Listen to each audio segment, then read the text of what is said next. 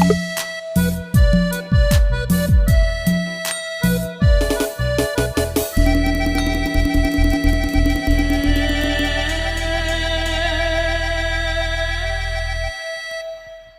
្មជាតិព្រៃភ្នំស្រ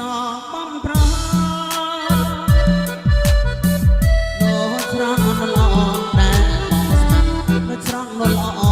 ដែលបងស្នាបានជួបនិមលចិត្តជុំទាំងបានជួបនិមលចិត្តជុំទាំងរបងត្រូវធ្លាក់អន់លំស្នេហ៍របងត្រូវធ្លាក់អន់លំស្នេហ៍